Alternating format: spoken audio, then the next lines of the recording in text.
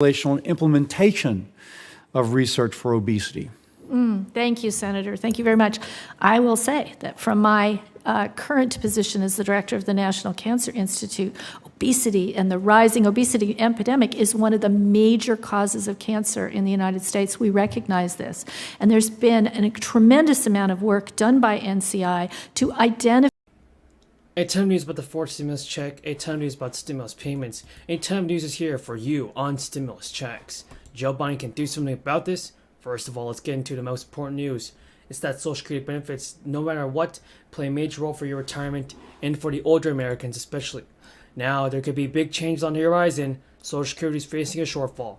A shortfall that could be catastrophic, that is. The program is paying out more in benefits than it's receiving from taxes. If lawmakers don't find a solution soon, things could get nasty. There are several proposals on the table. Social Security benefits are funded primarily through payroll taxes. Workers pay into the program now, and the most of the money is paid out to the retirees. So let's not forget about that right now, though. These taxes are not even enough to pay out benefits in full. Just to cover Social Security, it has been dipping into its trust funds. We'll have to start thinking about, at least, the looming debt limit deadline. Democrats' message? Political brinksmanship could drive up costs for ordinary households. A recent analysis by the center-left think tank Third Way estimated that an actual default could result in the loss of 3 million jobs, a $20,000 drop in the average retirement savings, and a $130,000 increase in the cost of a mortgage.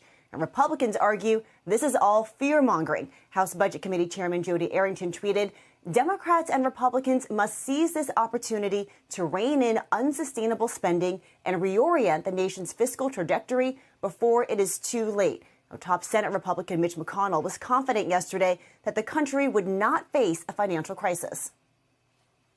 In the end, I think the important thing to remember is that America must never default on its debt. It never has and never will. But we'll end up in some kind of negotiation with the administration over what. So both Democratic and Republican lawmakers, everybody, are negotiating on Americans receiving universal basic income payments. This is some good news.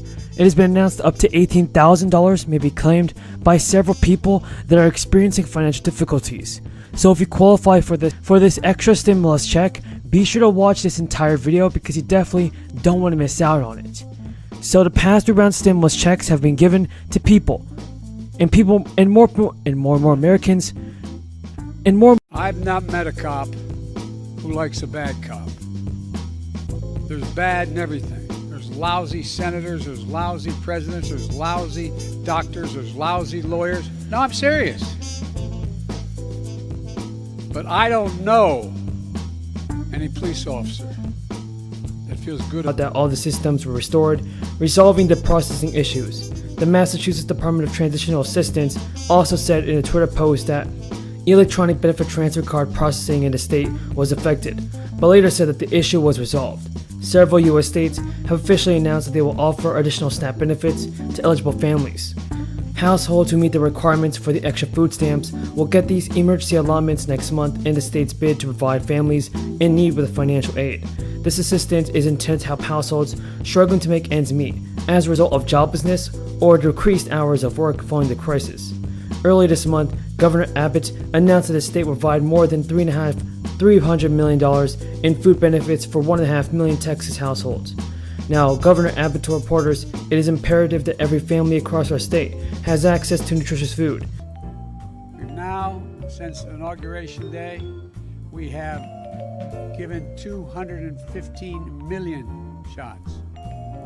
And that anyone 16 years of age or older is now eligible to get. And also, folks, if you collect federal benefits, including Social Security, you should receive your stimulus check automatically. But if you have gained a dependent this year or last year, you should file your return in order to provide the IRS with the most up-to-date information. In addition, everybody, President Biden called for increasing Social Security checks by $200 per month during the crisis. And this idea has also been proposed by other politicians. Two House Democrats have separately proposed putting an emergency cost of living adjustment in place, and this will bring next year's benefits increase up to 3% from 1 point. Build Back Better legislation. The lawmakers would like to see a monthly benefit boost included to the bill. Top Democrats in the Senate are now revising a new version of the Build Back Better legislation. The lawmakers would like to see a monthly benefit boost included to the bill. And today, Joe Manchin said on top that he's not dissuaded by warnings from the top Senate Republican leader to sink a bipartisan bill that would only strengthen the U.S. economic competitiveness. Manchin told reporters, "I'm not walking away if I can help the country, and if they want to play politics and play party politics, shame on them." Manchin added it was so wrong of Senate Majority Leader Mitch McConnell of Kentucky to issue warnings to sink the bipartisan legislation, which would only boost the federal investment on emerging technologies like computer chips. The Kentucky Republican reiterated the ultimatum and tied to recent Democratic efforts to pass Biden's economic agenda. And during a speech on the Senate floor, McConnell said, "Party line scheming is going to crowd that out. Our side cannot agree to frantically steamroll through bipartisan talks in order to meet a timeline, so our Democratic colleagues can clear the decks to ram through a party line tax hike."